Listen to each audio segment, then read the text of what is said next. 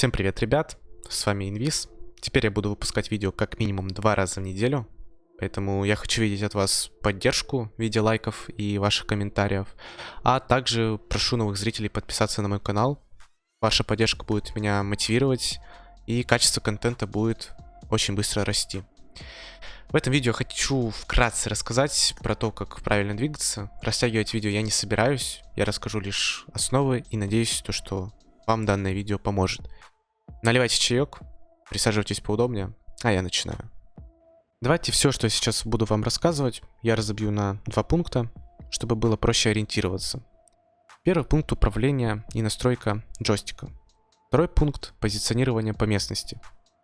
Начнем с первого пункта. Как бы это банально ни звучало, но нам надо настроить наш джойстик и управление так, чтобы нам было удобно и комфортно играть. Показываю на своем примере. Я беру телефон таким хватом, с которым мне комфортно играть, и просто передвигаю джойстик под свой левый палец, который отвечает за передвижение персонажа. Это делается просто, и ничего сложного в этом нет. Многие, наверное, сталкивались с такой проблемой, что персонаж не хочет быстро бежать, он стопится или постоянно персонажа тянет в какую-либо сторону. Это проблема в большинстве случаев именно из-за того, что у вас просто неправильно в вашей раскладке настроен джойстик. Поэтому вам обязательно нужно настроить джойстик именно под себя, под свой хват телефона.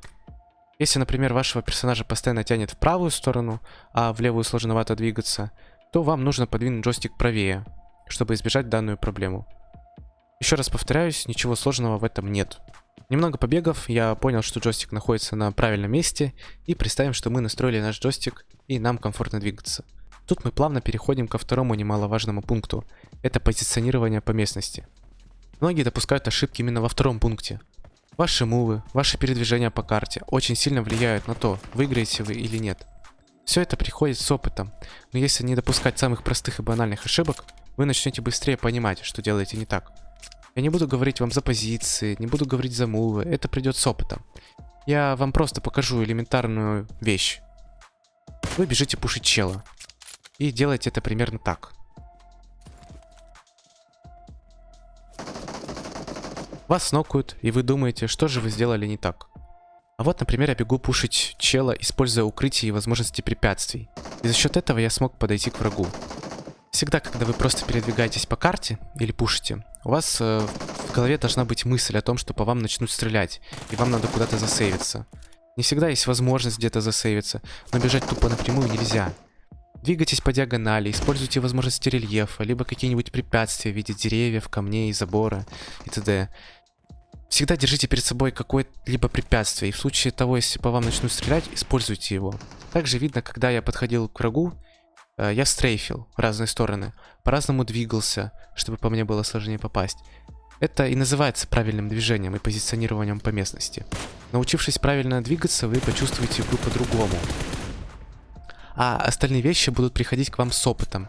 Главное, не допускайте самых простых ошибок. Помимо правильного позиционирования по местности, есть еще куча факторов, которые влияют на исход боя.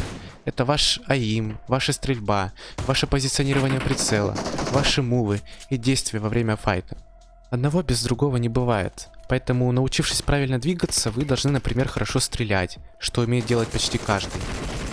А научившись хорошо стрелять, но не умея двигаться, вы будете чаще всего испытывать поражение во время файтов и думать, что же не так. Поэтому одна из главных вещей — это ваше умение двигаться. Без него перестрелять опытных игроков будет очень сложно. Поэтому не допускайте простых ошибок и побеждайте. Если вам понравилось это видео, и оно вам хоть как-то помогло, поставь лайк, подпишись на канал, если не подписан, и напиши свой комментарий. Может, у тебя будут какие-то свои советы и опыт, которым ты можешь поделиться. Ну или напиши, какой видос ты бы хотел видеть у меня на канале. Я все читаю и интересные комментарии лайкаю. Всем спасибо за просмотр. До скорых встреч. Ой. Второй попытки записать не будет.